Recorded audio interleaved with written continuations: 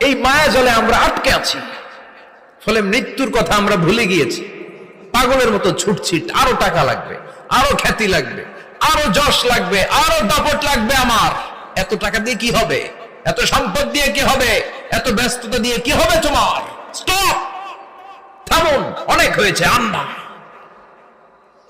থামুন, take a rest, take a breath and think about death. Think that you have to go back to your Lord. একটু বসেন না, একটু ভাবেন যে আমাকে চলে যেতে হবে, চলে যেতে হবে। এই কোলাহল, এই ব্যস্ততা, এগুলো থাকবে, থাকবো না আমি। সাইয়েদনা ওমর ফারুক বলেছেন, মুতু ক্বাবলা আন তামুতু, মরার আগে একবার মরো।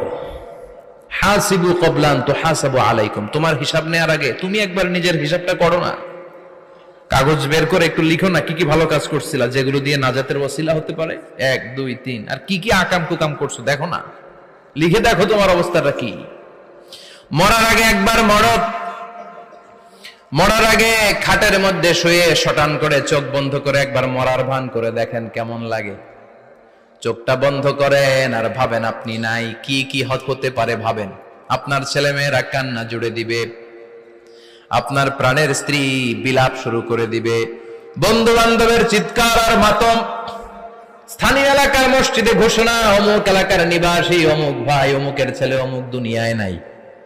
সব আত্মীয়রা চলে আসবে, ফেসবুকে স্ট্যাটাস দেয়া হবে, সবাই সবাইকে জানাবে বিকাল 4টায় অমুক হাই স্কুল ময়দানে আপনার জানাজা। ছুটে আসবে, সবাই ছুটে আসবে আপনাকে শেষ বিদায় দিতে, গুড বাই জানানোর জন্য, আল ওয়াদা, বিদায় জানাতে আসবে সবাই। 4 তাকবীর দিয়ে আপনার জানাজা হবে, অশ্রুসিক্ত জানাজায় আপনার বিদায় হবে। কাঠের খাটিয়ার মধ্যে করে কাঁধে তুলে আপনার কবরে নেওয়া হবে। আগে থেকে খুঁড়ে রাখা কবরটার মধ্যে আপনারে বিছিয়ে দেয়া হবে। বাঁশের কচি দিয়ে তার উপরে মাটির চাপা দিয়ে সব চলে যাবে।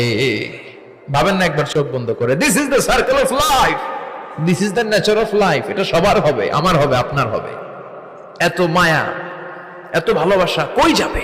কেউ থাকবে না, সবাই আপনার অন্ধকার কবরে রেখে দিয়ে চলে আসবে।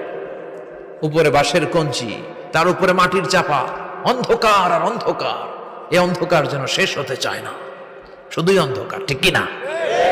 এজন্য আমাদের চলে যেতে হবে। দাদা গেল, চাচা গেল, মামা গেল, আমাদেরকেও যেতে হবে, জোরে কোন ঠিক কিনা?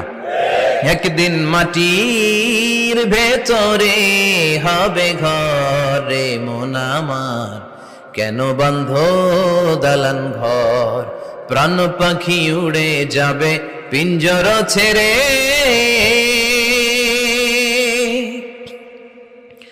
ধরা ধামে সবই রবে, তুমি যাবে চলে, বন্ধু বান্ধব যত, মাতা পিতা যারা সুত, সবই হবে তোমার পরে মন আমার, কেন বন্ধ দালান ঘর, একদিন মাটির ভেতরে হবে ঘরে মন আমার, কেন বন্ধ দালান ঘর, ঠিক কিনা? সব পরে থাকবে, চলে যেতে হবে আমাদেরকে। এজন্য আখিরাতের কথা যেন আমাদের স্মরণ হয়। বিশ্বনবী বলতেন, নাহাইতুকুম আন জিয়ারাতিল কুবুর, আমি তোমাদেরকে কবর জিয়ারত করতে আগে নিষেধ করতাম, কিন্তু এখন নিষেধাজ্ঞা প্রত্যাহার করে নিলাম। এখন সব সময় তোমরা কবরের সামনে যাবা আর জিয়ারত করবা। কবরস্থানে জানতো বড়ুয়া কৃষ্ণপুরের এই গ্রামের কবরস্থান আছে কোন দিকে? পূর্ব দিকে আছে, গোখরার জলের ওদিকে। যান আপনারা, একটু যাবেন, একটু গেলে আখিরাতের কথাটা স্মরণ হবে। ওখানে ছোট শিশুরা শুয়ে আছে, কিশোর যুবকরা আছে, আপনার মতো তাগড়া যুবক মুরব্বীরা আছে। এরা এই এলাকায় থাকতো, এরা আকাশ থেকে নেমে আসে না, এই এলাকার সন্তান আজ নাই।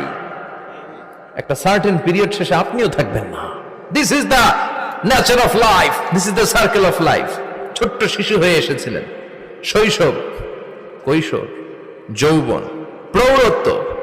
আগে ছিলেন সিঙ্গেল, বিয়ে করে হয়ে গেলেন ডবল।